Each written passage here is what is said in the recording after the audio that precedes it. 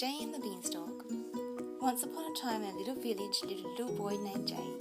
He lived with his dad in a small cottage where they raised a few chickens and a cow. The money they had made selling eggs and milk wasn't enough, so they were quite poor. They earned so little money that Jay couldn't go to school. He was always bored and quite lonely. He often wished to run away just for an adventure. The furthest he had reached was down the street. He loved his dad too much to do anything so drastic. Unfortunately, the day came when the cow got too old and could no longer give milk. Jane's dad did not know what to do. Maybe we could have steak for dinner? Jay suggested. Never, said his dad. We're vegetarian. But I guess we can't keep her, so we should sell her, he decided sadly. So the next day, Jay went out with the cow. He walked for a couple of hours looking for someone who'd buy the cow for a good price. Just when he was about to give up and head home, a man with a smile on his face spotted him and the cow.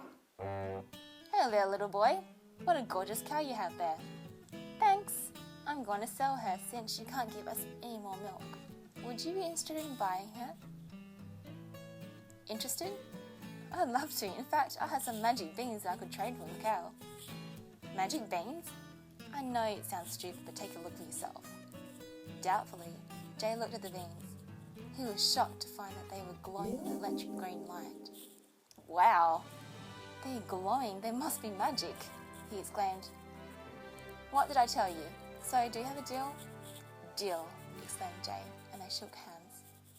Needless to say that when he got home, his dad wasn't happy. You trade the cow for a bunch of beans? Hey, they're magic beans.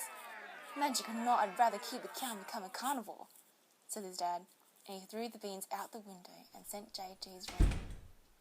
The next day, Jay woke up to find a gigantic beanstalk growing right outside his bedroom window. It was so large that it reached the clouds.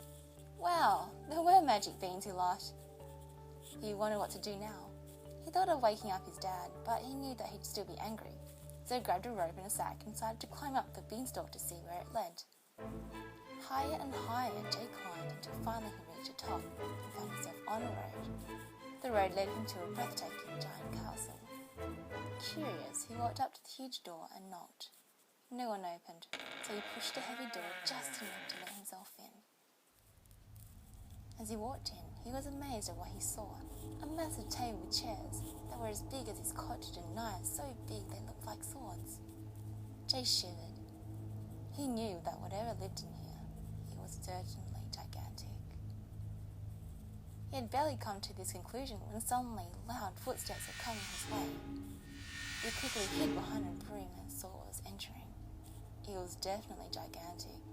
The monstrous robotic thing looked around and spoke. Who dares disturb the home of Megabot? Jay kept perfectly still as Megabot appeared to sniff around. Wee why woo woo. I saw a human tongue. I'm going to find you and blast you into a toilet paper for my bum, roared Megabot as he searched for Jay. Jay watched Megabot throw all sorts of things around as he searched for him. Finally, Megabot decided to give up, at least for the moment. Now where's my hen? Megabot looked down and pointed at the magic hen sitting beside the table. Lay me an egg. Jay was amazed by what he saw. The magic hen was laying huge eggs made of gold.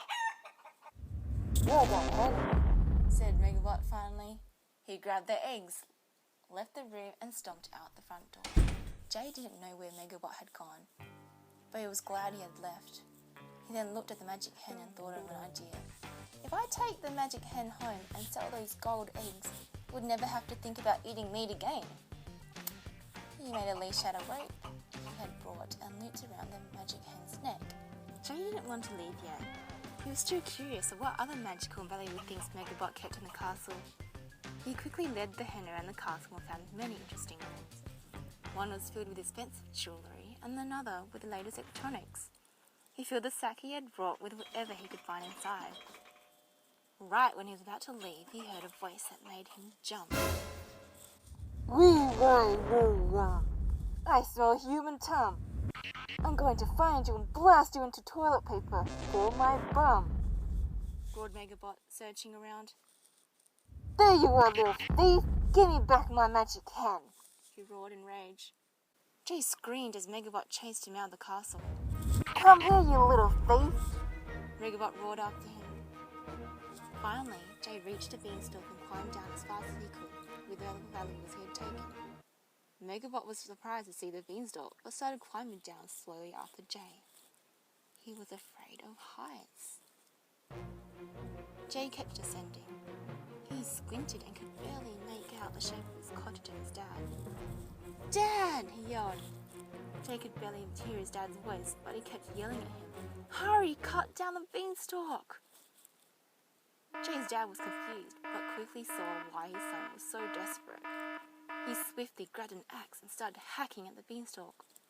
Both Megabot and Jay started to feel the effects of the beanstalk being cut down, but they held on. As the beanstalk was falling, Jay pushed the hen off the beanstalk and jumped on its back. As he hoped, the hen flew safely to the ground. Unfortunately for Megabot, he was still holding onto the beanstalk, but from such a height that he landed in 100 pieces and was never heard from again.